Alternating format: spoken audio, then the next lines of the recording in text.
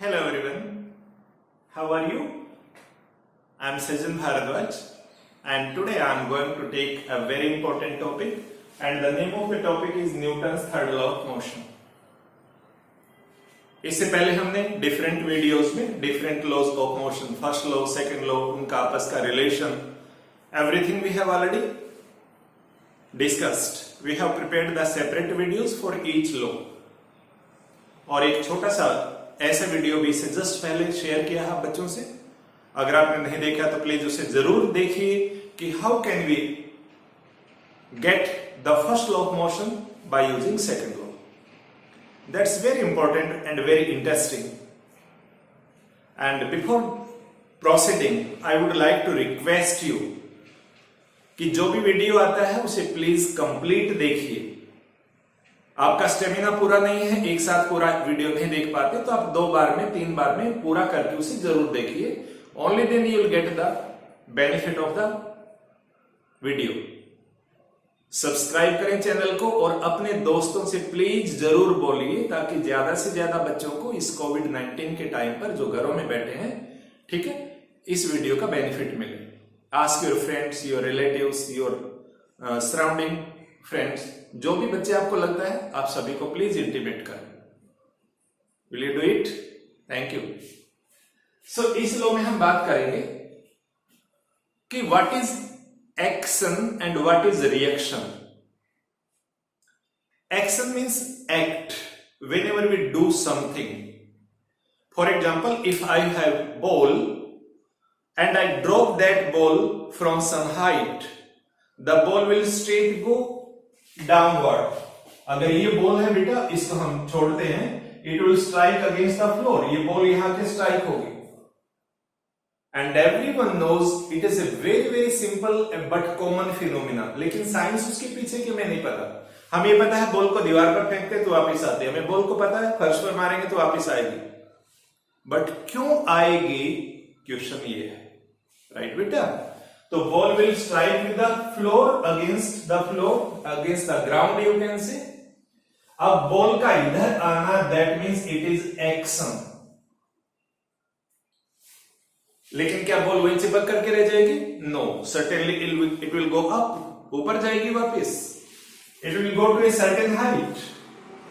And if that first was action then it is a reaction. आप बच्चों ने टग of war game खेला होगा, खेला ना. Tug of war, there is a rope, one student, second, third, fourth, fifth, like this, 1 2 3 4 5 like this. अब क्या होता है, ये टीम अगर A है और ये टीम अगर B है तो team A tries to attract this particular point or you can say team towards them. A अपनी तरफ खींचती है. It is a action. क्या B खाली बैठी रहेगी? No. They will again apply the force. और कोशिश रहेगी सेम फोर्स अप्लाई किया जाए या उससे कुछ बेटर किया जाए. तो यहां बेटर की बात तो नहीं करेंगे इस लॉ में. इस लॉ में हम बात करेंगे सेम फोर्स. यानी जितना एक्शन है एग्जैक्टली उतना ही कौन होगा? Reaction. So action and reaction are equal and opposite. अब proper definition सुनिए. To every action there is always an equal and opposite reaction. Video को पॉज करके लिख सकते हैं. To every action यानी जो भी एक्शन होता है हमारी नेचर में, उस एक्शन का कोई न कोई रिएक्शन जरूर होता है. समटाइम हमें सुनाई पड़ता है, समटाइम नहीं सुनाई पड़ता. समटाइम दिखाई पड़ता है, समटाइम नहीं दिखाई पड़ता. ठीक है. आप एक बड़े से रूम में बोलेंगे, your sound will come back to your ears as an echo. It is reaction. आपने बोला, वो एक्शन था, साउंड वापस आ रही है, रिएक्शन. जितना जोर से बोलेंगे उतना जोर से वापस आएगी. ठीक है. तो हम बॉल की यहां बात कर रहे थे, तो बॉल का नीचे जाना एक्शन. एक्शन का मतलब ball will apply a force. मान लीजिए इस फोर्स को F1 कहते हैं. ग्राउंड क्या करेगी? ग्राउंड बॉल के ऊपर फोर्स लगाएगी, बॉल वापस जाएगी और जो फोर्स लगेगा वो क्या हो जाएगा? F2 and this F1 is always equal to F2, यानी action and reaction are equal, लेकिन हम कह रहे हैं अपोजिट। अपोजिट का मतलब ये हुआ कि बॉल अगर आपकी डाउनवर्ड आ रही है, ग्राउंड को हिट करेगी, ग्राउंड को नीचे दबाने की कोशिश करेगी, ग्राउंड उसको अपोजिट डायरेक्शन में ऊपर की तरफ भेजेगी। तो एक अगर आपका एक्शन है तो दूसरा बेटा क्या हो जाएगा, रिएक्शन। क्लियर होगी बात ये। आपके पास लैब में कई बार एक पर्टिकुलर डिवाइस होता है which is called a spring balance. May be आप में से एक आध बच्चे ने देखा होगा स्प्रिंग बैलेंस क्या होता है।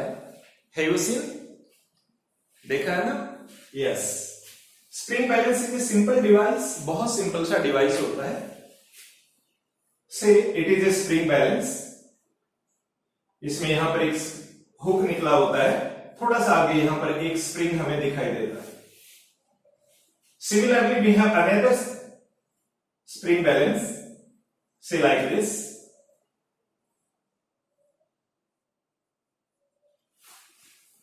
इसको अगर आप ए बोलेंगे और इसको बी बोलेंगे, बहुत इंटरेस्टिंग बात है। दोनों के हुक्स को एक दूसरे के अंदर इस तरह से क्रॉस कर लीजिए and try to stretch them in the opposite direction. तो अगर ए की रीडिंग मान लीजिए आपको 50 न्यूटन दिखाई पड़ती है, Newton is the unit of force, तो बी की यूनिट भी आपको एग्जैक्टली क्या दिखाई देगी, 50 न्यूटन। लेकिन ये जो ए होगा इसके फोर्स की डायरेक्शन ये वाली होगी, तो बी के फोर्स की डायरेक्शन ये वाली हो जाएगी। Both forces are equal but in the opposite direction. So हम कह सकते हैं for every action there is always an equal and opposite direction. Be careful बेटा, ध्यान करिए, एक्शन और रिएक्शन कभी एक ऑब्जेक्ट पर नहीं होते।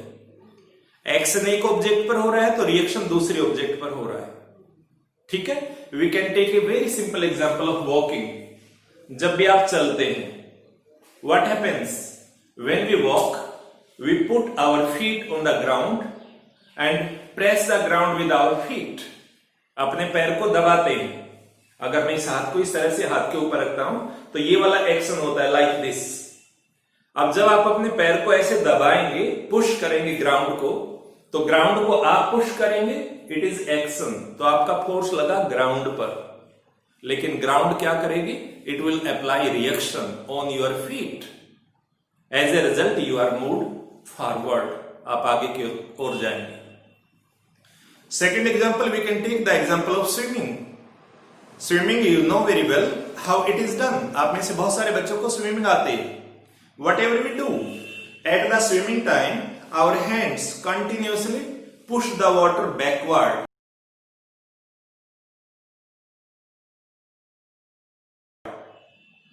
हम वाटर के ऊपर फोर्स लगाते हैं पीछे की ओर, और वाटर आपको क्या करता है, इट पुशेज यू फॉरवर्ड। यानी आपकी डायरेक्शन अगर मान लीजिए ये वाली है वाटर की, वाटर अगर इधर जा रहा है तो आपकी जो बॉडी होगी, से इट इज योर बॉडी, तो वाटर आपकी बॉडी को आगे की ओर पुश करेगा लाइक दिस। तो एक अगर एक्शन है तो दूसरा क्या हो जाएगा, आपके पास रिएक्शन हो जाएगा।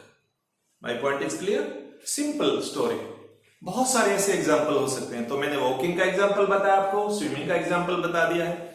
मे भी आप में से कुछ बच्चों ने बोटिंग की होगी, कभी न कभी की है। बोटिंग करके जब हम वापस आते हैं तो शायद आप बच्चे जानते होंगे, हमारी जो बोट होती है, अगर ये बोट मान लिया जाए, इट इज वाटर, ये वाटर है, और इस बोट में आप यहां पर हैं, you are in try of coming out, आप बाहर आना चाह रहे हैं। ये मान लीजिए हमारा हार्ड सरफेस है, सॉइल है, आपको यहां पर आना है। नाउ ये जो आपका फीट होगा, ये पैर आपका है। जब आप बाहर आएंगे तो अपने पैर से बोट के ऊपर क्या करेंगे, यू विल अप्लाई प्रेशर। और आप बच्चों ने देखा है, अगर बोट को टाई नहीं किया जाए, boat is always tied with a rope, यहां पर कोई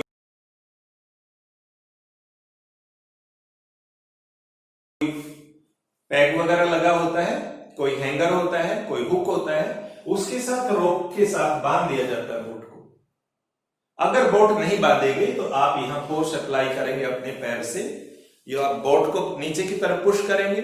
जैसे आप बाहर आना चाहते हैं, water has very less friction, इसलिए बोट पीछे मुंह हो जाएगी, आपको आगे आने का उतना प्रॉपर रिएक्शन नहीं मिलेगा and you may fall into the water.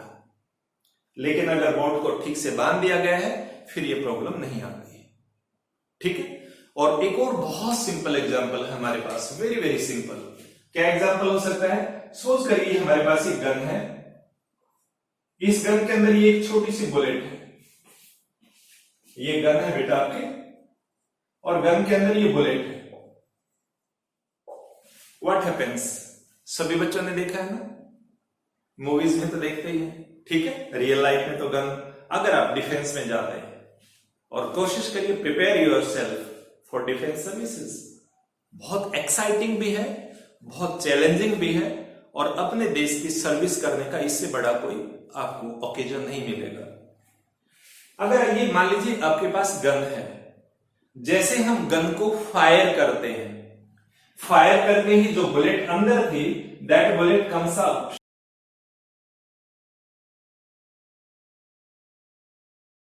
and it moves with a great velocity in the forward direction।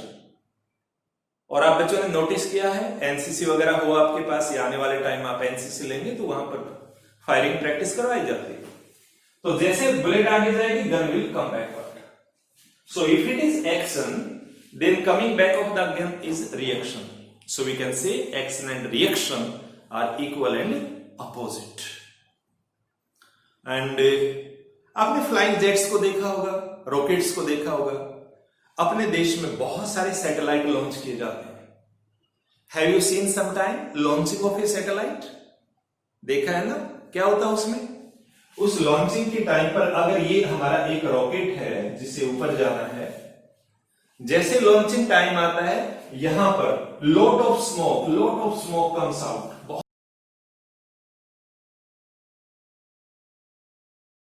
बहुत सारा स्मोक उसके नीचे से निकलता है। Smoke is what? Hot gases. These gases come downward with a great pressure। ये हुआ action. Gases नीचे आई हैं, ये एक्शन है। रॉकेट आपका ऊपर जाएगा, ये आपका क्या होगा? रिएक्शन। जितना तेजी से गैस नीचे आएंगे उतना ही रॉकेट आगे जाएगा। और अगर आपने ये वाला नहीं देखा तो सो मेनी टाइम आपने क्रैकर्स तो चलाए हैं ना दीपावली पर, वहां पर भी आप एक रॉकेट खरीद के लाते हैं। उसकी जो छोटी सी बत्ती होती है, जैसे उसे आप इग्नाइट करते हैं उसमें से ढेर सारी गैसेस निकलती हैं and it goes up into the sky.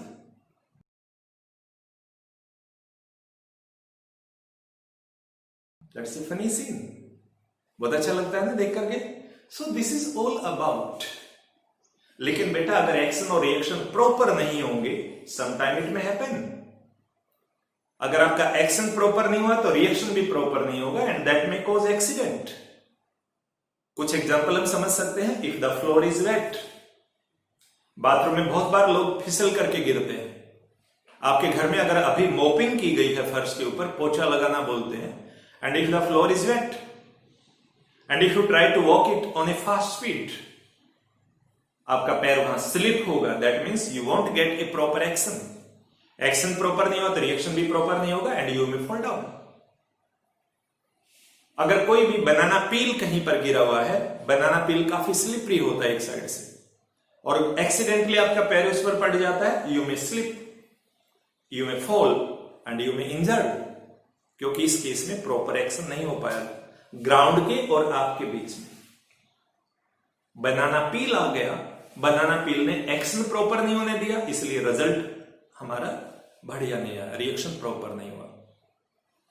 And one more thing, whenever there is a rainy season, brakes are not applied properly, vehicles go on skid हो जाते हैं। मे भी आप बच्चों ने सुना हो, अबाउट 1 month बैक अपने कंट्री का केरला स्टेट में एक पर्टिकुलर एयरपोर्ट पर प्लेन एक्सीडेंट हुआ। That plane couldn't apply the brakes due to heavy rains and it fall into a valley। सामने एक खाई थी, उसमें गिर गया and it converted into 2 pieces। Many people died in that।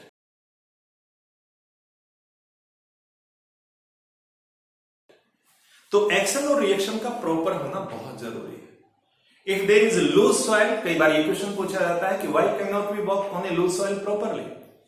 अब लूज सॉइल में भी क्या होगा, जैसे आप पैर से अपना प्रेशर लगाएंगे, loose soil particle scatter here and there, so action is not proper. Action proper नहीं हुआ तो रिएक्शन भी प्रॉपर नहीं होता है।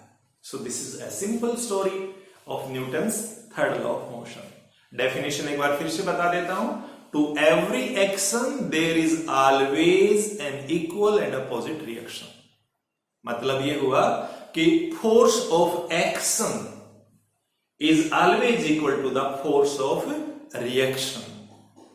Action and reaction always happens on two different bodies. आप क्रिकेट खेलते हैं, बॉल आके आपके बैट पर लगती है, इट इज एक्शन। बैट बदले में बॉल को वापस भगा देता है, it is reaction. Action bat पर हुआ, रिएक्शन बॉल पर हुआ। जब आप चल रहे हैं, एक्शन फ्लोर पर होता है, रिएक्शन आपकी बॉडी पर होता है। ठीक है, so all these are the examples. It is a very simple and interesting thing. I hope आपको ये बात समझ में आ गई होगी। अगर वीडियो आपको अच्छा लग रहा है तो प्लीज लाइक करें और अपने दोस्तों को सब्सक्रिप्शन के लिए जरूर बोलिए। Stay safe, stay healthy, take care of yourself. Thank you very much.